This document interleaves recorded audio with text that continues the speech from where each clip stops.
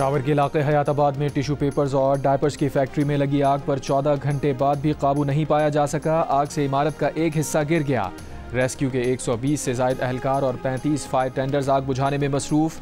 10 rescue एहलकारों की तबीयत NASA's. आग की शिद्दत ज़्यादा होने के बायस नौशहरा, मर्दान, चारसद्दा और ज़िला खैबर से भी फायर टेंडर्स तलब कर लिए। फैक्ट्री में मौजूद केमिकल्स की वजह से आग की शिद्दत में इजाफा हुआ।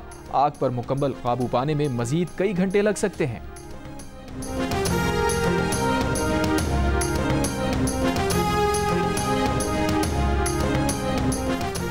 कराची फेडरल एरिया में सिलेंडर की दुकान में आग लगने से 2 अफराद जाँ बहक। उम्रें 35 से 40 साल के दरमियान हैं।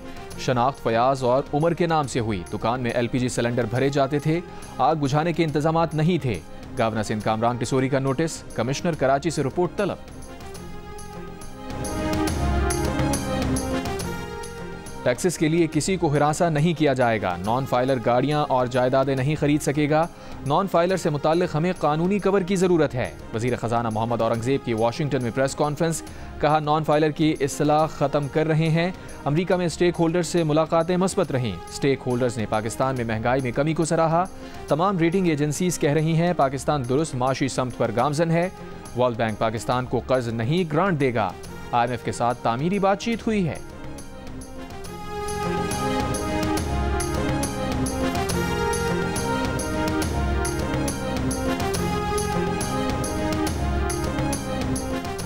ईरान का इसराइली हमले नाकाम बनाने का दावा। ईरान ने हमले में अपने 4 फौजी जाँ बहक होने की तस्दीक कर दी। कहा, इसराइल ने तेहरान, अलम और खोजिस्तान में मिलिट्री बेसिस को निशाना बनाया। कुछ मकामात पर मामूली नुकसानात हुए। इसराइली हमले में 100 जंगी तैयारों के हिस्सा लेने का दावा झूठा है। इसराइल ने अपने कमज़ोर हमले को बढ़ा चढ़ा कर पेश किया। इसराइली तैयारे ईरानी फ़ज़ाई हुदूद में दाखिल ही नहीं हो सके। ईरानी मिशन बराए अक़वाम मुत्तहिदा का दावा है कि इसराइली जंगी जहाज़ों ने इराक़ में वाक़ अमरीकी फ़ौजी बेस से परवाज़ भरी। ईरानी मिशन ने अमरीका को ईरान पर हमलों का बराबर का जिम्मेदार करार दिया। इसराइली फ़ौज का दावा है कि ईरान पर हमले में 100 जंगी तैयारों ने हिस्सा लिया। 20 मिलिट्री साइट्स निशाना बनाई गईं।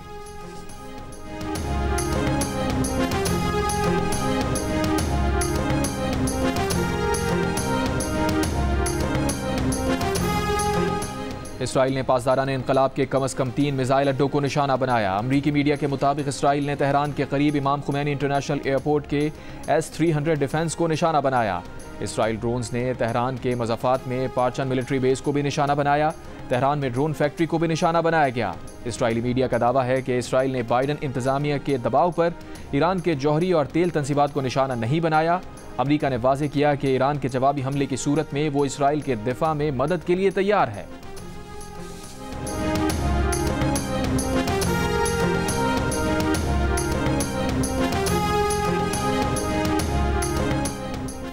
चीफ जस्टिस याहिया अफरीदी हल्फ उठाते ही सुप्रीम जुडिशल काउंसिल के चेयरमैन भी बन गए।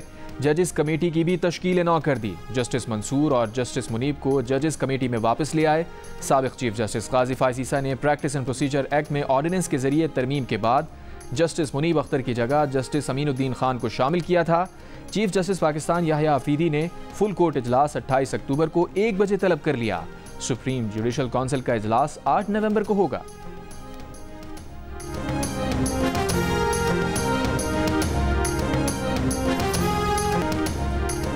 JUIFA के सरबराह मौलाना फजलुर रहमान ने कहा है कि बानी PTI से मिलने अडियाला जेल जाने की बात क़ब्ल अज़ वक्त है।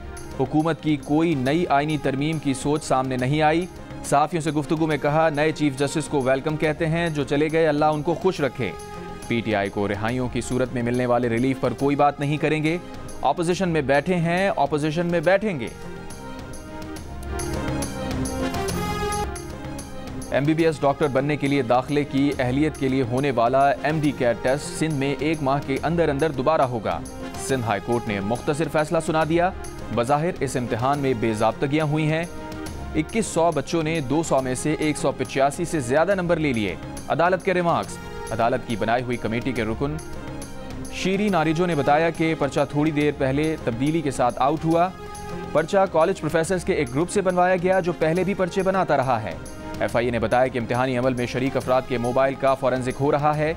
एक बंदे के डिलीट करदा मैसेज रिकवर किए, फिजिकल सबूत भी मिला। नया टेस्ट IBA कराची और सक्खर में एक ही दिन कराने की हिदायत। नए टेस्ट के लिए नई फीस वसूल नहीं की जाएगी।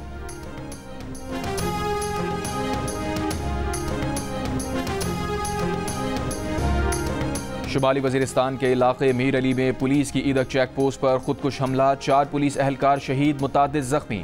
सदर आसिफ अली जरदारी की शदीद मजम्मत, कहा दहशतगर्द अपने मजमूम अज़ाइम में कभी कामयाब नहीं होंगे।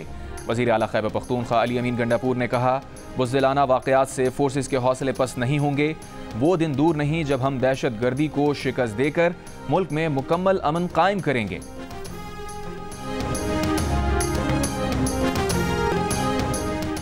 कायद नून लीग नवाज शरीफ लंदन में अपनी रिहाइशगाह एवनफील्ड पहुंच गए। लीगी कारकुनों ने नवाज शरीफ का इस्तकबाल किया। एहतजाज करने वालों के भी नारे। पुलिस को नवाज शरीफ की गाड़ी एवनफील्ड में दाखिल होने के लिए मदद करना पड़ी। नवाज शरीफ मीडिया से बात किए बगैर रिहाइशगाह चले गए। नवाज शरीफ की हिमायत और मुखालफत में मुजाहिरा करने वालों को काबू करने के लिए पुलिस एहलकार सड़क के दरमियान खड़े रहे।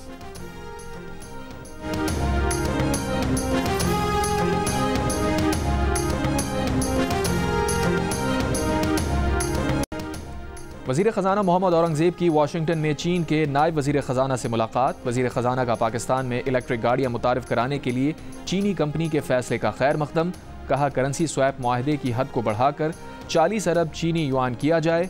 वज़ीर ख़जाना से गूगल के नायब सदर और आलमी सरबराह बराए हुकूमती उमूर करण भाटिया की मुलाकात। करण भाटिया ने रेगुलेटरी, कानून साजी, कनेक्टिविटी और माली मसाइल पर रोशनी डाली।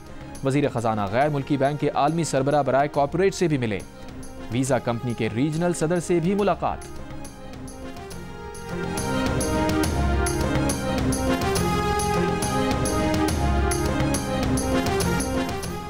लंदन में दाएं बाजू के इंतहा पसंदों और मुखालिफिन की झड़पें। नस्ल परस्तों का लंदन में बड़ा मुजाहिरा। मुखालिफिन की बड़ी तादाद भी वस्ती लंदन में जमा रही। झड़पों में 2 दर्जन अफराद गिरफ्तार। MMA इंटरनेशनल फाइटिंग टूर्नामेंट में पाकिस्तान और भारत के फाइटर्स आज आमने सामने होंगे। मकामी क्लब में मुख्तलिफ कैटेगरीज में मजमूई तौर पर 8 फाइट्स होंगी। दोनों जानिब के फाइटर्स जीत के लिए पुरअज़्म।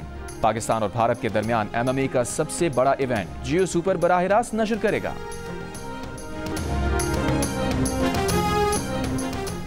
गजा के इलाके बैत लाहिया में इसराइली फ़ौज के घरों पर हमले। मजीद 30 फ़लस्तीनी शहरी शहीद कर दिए। इसराइली फोर्सेस का गजा में कमाल उद्वान अस्पताल से इनखला। इसराइली फ़ौज कई मरीजों को साथ ले गई। अस्पताल से 8 फ़लस्तीनियों की तशद्दुद ज़दा लाशें बरामद। लबनान के मुख्तलिफ इलाकों पर इसराइली बमबारी में मजीद 19 अफराद शहीद। शुमाली इसराइल पर हिजबुल्लाह के 150 रॉकेट्स फायर। इसराइल के 3 फ़ौजी अहदाफ और 1 इसराइली बस्ती को निशाना बनाने का दावा।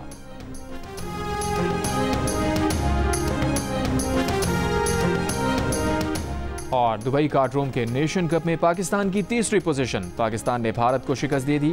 द नेशन कप में पुर्तगाल की पहली और रूस की दूसरी पोजीशन रही।